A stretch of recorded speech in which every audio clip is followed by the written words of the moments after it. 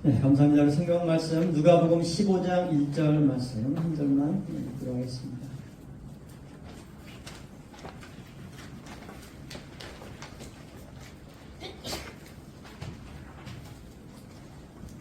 자, 누가복음 15장 1절 말씀 제가 읽겠습니다. 자, 모든 세리와 죄인들이 말씀을 들으러 가까이 나오니 하나님의 말씀이니라. 오늘 본문 말씀을 통해서 말씀을 들으러 가까이 나아가자. 말씀을 들으러 가까이 나아가자. 오늘 이 제목 들으니까 여러분 좀 찔리시는 분들 많지 않나요? 네, 앞자리가 텅 비고 뒤에만 지금 앉으셨는데 오늘 말씀의 제목은 말씀을 들으러 뒷자리로 가자입니까? 가까이 나아가자. 자, 우리 주님과의 어떤 물리적인 거리, 이것은 동시에 우리의 어떤 영적인 거리하고도 비례하는 것을 볼 수가 있습니다. 또 누가복음 18장 16절 말씀 보면 예수께서 그 어린 아이들을 불러 가까이 하시고, 예수님도 가까이 하는 사람이 있고 보면 멀리 하는 사람이 있잖아요. 우리 원롱사님 만나 뵐 때도 보면 가서 가까이 갈 때 또 이렇게 안아주시기도 하고, 또 가까이 와서 또 말씀을 귀 기울여 주시기도 하고, 또 우리에게 이제 좋은 이렇게 말씀도 주시기도 하고. 근데 또 이제 원로목사님도 또 꺼려하는 사람이 뭐 없을 수는 없잖아요. 그런 사람들이 오면은 뭐 누가 왔다 그러면은 야 설거지 만다 그래 뭐 해가지고 이제 그래서 밖에서 1시간째 아직도 안 가고 있는데 뭐 그러면 이제 마지못해 잠깐 뭐 만나주시거나. 그러니까 우리가 사람과의 관계가 멀다 가깝다 이렇게 표현할 수가 있겠죠. 그렇다면 우리 신앙생활이 있어서 주님과 우리의 사이가 가까워야 되겠죠. 멀면 어떤 문제가 생기나요? 멀면 우리말로 땀을 치고 후회할 일들이 생깁니다. 그래서 누가복음 22장 54절에 보면 베드로가 예수를 잡아 끌고 대제사장의 집으로 들어갈새 베드로가 멀찍이 따라가니라. 주님을 따라가는데 가까이 따라갔어요? 멀찍이 따라갔어요? 왜 멀찍이 따라갔어요? 가까이 따라갔다 괜히 죄수 자기도 잡혀가지고 깜빵에 가거나 같이 십자가에 달리면은 안 되는, 겁이 나니까.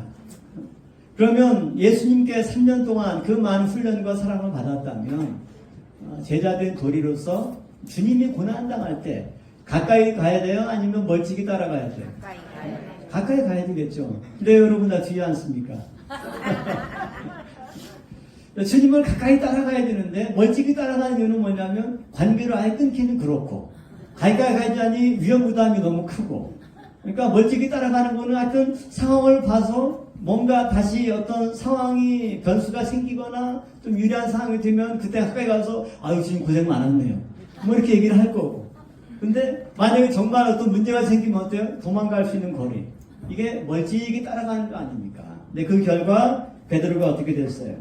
누가복음 22장 61절 62절 말씀 보면 마지막에 결과가 뭐냐? 내가 3번 나를 부인하리라 하시면 생각나서 밖에 나가서 심히 통곡하니라. 자, 주님을 멀찍이 따라갔던 베드로가 결국 어떤 신세가 됐어요? 심히 통곡하는 신세. 그러니까 제가 땅을 치고 후회한다는 말 맞죠? 멀찍이 떨어져서 살아가는 그런 신앙생활의 모습은 결국은 심히 통곡하는 이런 모습으로 결론이 나고 마는 거죠. 그러나 우리는 주님의 공생일 뿐만 아니라 마지막 십자가 곁에까지 끝까지 또 가까이 한 제자들의 모습을 볼 수가 있죠. 우리는 누가복음의 내용들을 보면 누가복음 22장 44절에 예수님의 겟세마네 동산의 기도의 모습을 기록하고 있는데 우리가 잘 아는 구절입니다. 예수께서 힘쓰고 애써도 간절히 기도하시니 땀이 땅에 떨어지는 핏방울 같이 되더라. 이것은 누가복음에만 나오는 그런 내용인데, 이 말은 뭐냐면 사복음서를 다 예수님의 제자들이 기록을 했지만 그 어떤 사건이 있을 때, 우리도 이제 언론사님 가신 우리들이다 보니까 교육자들끼리 모여서 뭐 얘기를 하다 보면 어떤 기억은 같이 맞아 그때 그런 일이 있었지 똑같이 기억하는 경우도 있고, 어떤 거는 근데 이 사람은 기억하는데 또 이 사람은 기억을 못해.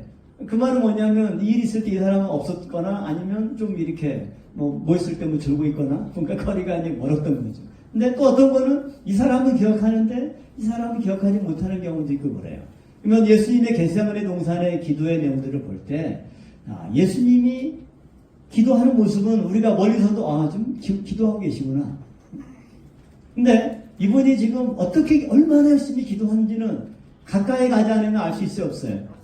모르죠. 근데 예수님이 기도하는데 땀을 흘리며 기도했죠. 그리고 그 기도한 땀이 나중에 뭐가 됐어요? 핏방울이 됐는데 멀찍이서 주님이 기도하는 모습을 봤으면 그걸 알 수 있어요, 없어요? 알 수 없죠. 근데 누가복음에 인용이 나와 있다는 거는 누가가 예수님과의 거리가 가까웠다는 게 멀었다는 거죠. 가까웠다는 거죠. 예를 들어서 예수님의 십자가상에서 7 말씀이 있었어요. 예수님 말씀하실 때 크게 얘기했을까요? 작게 얘기했을까요? 자, 크게 얘기했다는 분 손 들어보세요. 금방 몇 분 이렇게 손은 안 들고도 이렇게 입모양 벌써 크게 얘기하는 걸 다 봤어요, 내가. 자, 그러면 여러분 병원에 환자들 이렇게 신방 갔을 때 마지막 임종 직전에 그 환자분이 크게 얘기해요, 작게 얘기해요? 크게 얘기하고 싶어도 기운이 있어야 크게 얘기를 하죠. 그러면 작게 얘기하니까 어떻게 자꾸 가까이 다가가지고 귀 대면서 뭐라고 이렇게 얘기를 할 거 아니에요. 그렇죠? 멀리 떨어져가지고 무슨 마이크 대고 얘기해. 예수님은 마이크 대고 얘기했어요, 십자가상에서. 그러면 그 7 말씀을 기록하려면 제자들이 십자가의 곁에 가까이 있었어요, 멀리 있었어요? 가까이 있었죠. 예수님의 옆구리에서 피만 흘린 게 아니라 물도 같이 흘렀다. 멀리서 보면 그게 피인지 물인지 그냥 피라고 생각하지 그게 물과 피를 다 같이 흘렸다라고 하는 거를 멀리서 알 수 있어요? 없죠.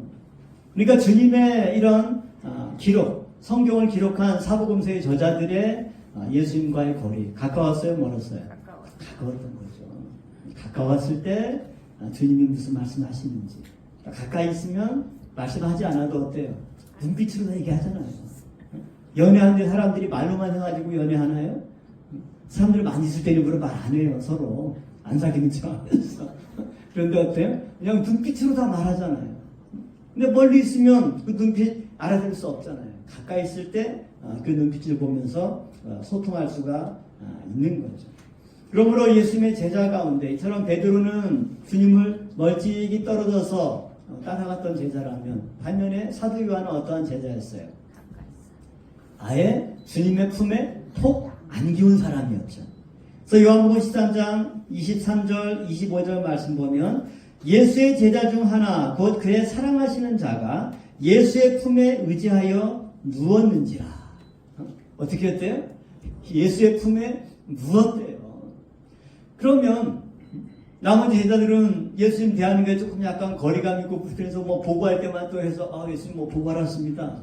이게 무슨 일이니? 보고하고 이제 지금 같으면 이렇게 글재 소리 있을 거 아니에요. 딱 보고 그래요. 거기 놓고 가니까 나중에 사인할게. 이렇게 보고하고 있는데 사도 요한은 어때요? 예수님의 품에 안겨 있는 거예요. 그걸 볼 때 어때요? 야, 나는 그냥 보드리도 어려운데 저 제자는 도대체 무슨 사이길래 품에 같이 안겨 있는? 그러면 사도 요한은 예수님과 대화하지 않아도 심장 소리, 심장의 그 박동을 함께 느끼는 거 아니에요? 주님의 체온이 같이 느껴지는 거 아니에요? 주님의 얼굴 표정에 근심이 있는지 기쁨이 있는지 그냥 얼굴 표정 안색만 보고도 지금 예수님의 상태를 알 수 있는 거 아니에요? 그럼 적어도 우리가 주님의 제자라고 한다면 사도 요한과 같이 주님의 품에 안겨서 그분의 심장 박동 소리를 듣고 그분의 체온을 느끼고 그분의 눈빛과 안색을 같이 공유하고 함께 살필 수 있는 정도의 거리가 됐을 때 어때요? 그런 제자에게는 주님이 비밀이 없이 거리낄 것 없이 다 말씀해 주시고 또 필요한 그런 모든 것들을 인도해 줄 것이 아닙니까? 그러므로 우리는 다시 한번 신앙생활을 하면서 과연 내가 하나님과 나와의 거리가 과연 멀찍이 떨어져 있는 뭔가 이런 거리가 있는 사이인지 아니면 사도 요한과 같이 밀착돼서 조금도 거리감이 없이 늘 함께 호흡할 수 있고 주님의 심장의 박동 소리를 느낄 수 있는 거예요. 깐난 아이들도 어때요? 엄마가 안아주면 새끈새끈 잘 자는데 너무 이뻐서 내가 한번 안아주면 바로 깨가지고 냥 울면서 이제 그 뭘 알아요? 벌써 심장의 이 박동 이 느낌 박자 이게 엄마의 심장박동하고 다른 사람 심장박동하고 다른 거야. 그러니까 얘가 불편한 거예요, 바로. 마찬가지로 우리가 주님께 가까이 나가서 이처럼 주님의 심장박동을 함께 느끼면 그 박자대로 함께 호흡할 수 있는 정도의 사이가 되는가. 우리가 알다시피 마리아는 누가복음 10장 39절 40절 말씀 보면 그에게 마리아라는 동생이 있어 주의 발 아래 앉아 그의 말씀을 듣더니, 말씀을 들을 때 뭐 얼마든지 여러 위치에서 자리를 잡고 말씀을 들을 수 있잖아요. 근데 마리아는 어디에서 말씀을 들었어요? 주의 발 아래 앉아. 발 아래라고 하는 것은 일단 거리상으로 가까운 거고, 그 다음에 굉장히 겸손한 표정, 모습이잖아요. 주님의 발 아래 앉아서. 신명기 33장 3절 말씀에도 하나님은 이스라엘 백성을 어떤 백성으로 표현하냐면, 여호와께서 백성을 사랑하시나니 모든 성도가 그 수중에 있으며 주의 발 아래에 앉아서 주의 말씀을 받는도다. 이미 신명기 33장에 보면 이처럼 이스라엘 백성을 주의 발 아래에 앉아서 말씀을 듣는 백성이라고 정의를 한 거예요. 그래서 마리아가 주님의 발 아래에 앉아서 말씀을 들을 때 주님께서는 뭘 떠올렸을까요? 오라 녀석 봐라, 이스라엘 백성 맞네, 신명기 말씀을 아는구나, 이렇게 예수님은 딱 생각했을 거 아닙니까? 또 누가복음 8장 41절 42절 말씀 보면 회당장 야이로도 어떻게 주님 앞에 나왔냐면, 회당장인 야이로라는 사람이 와서 예수의 발 아래 엎드려 자기 집에 오시기를 간구하니, 자기 딸이 죽었어요. 주님께 정말 딸 가진 아비의 마음으로 얼마나 애통하는 마음입니까? 왜냐면 머리떨어 주님 바라보면서 팔짱 끼면서 예수님 시간 되면 저희 집 한번 와주실래요? 가고 싶을 것 어때요? 이 꼴 보니까 안 간다 이놈아. 그럴 거 아니에요. 근데 야이로는 예수의 발 아래 어떻게 했어요? 엎드려서 자기 집에 오시기를 간구하니. 어떻게 주님이 유명합니까? 그러니까 주님께서 이처럼 그 집에 신방하게 된 원인, 마리아를 기념비적인 신앙의 일꾼으로 세우신 원인 뭡니까? 주님께 가까이 가서 그분의 발 아래 앉아서 엎드리고 말씀을 듣고 귀를 기울일 때 주님의 모든 것들을 함께 호흡하고 공유하는 신앙의 일꾼들이 되었다라고 하는 거죠. 오늘 이 시간 우리 권사님들이 이처럼 주님의 발 아래 가까이 나가서 엎드려 간구할 때 우리가 중보했던 이 모든 기도에 대해서 주님께서 다시 한번 귀 기울여 응답해 주는 역사가 있을 줄을 믿습니다. 여기 마지막 결론으로 에베소 2장 12절 13절 말씀 같이 찾아서 읽고 마치도록 하겠습니다. 에베소 2장 12절 13절 말씀.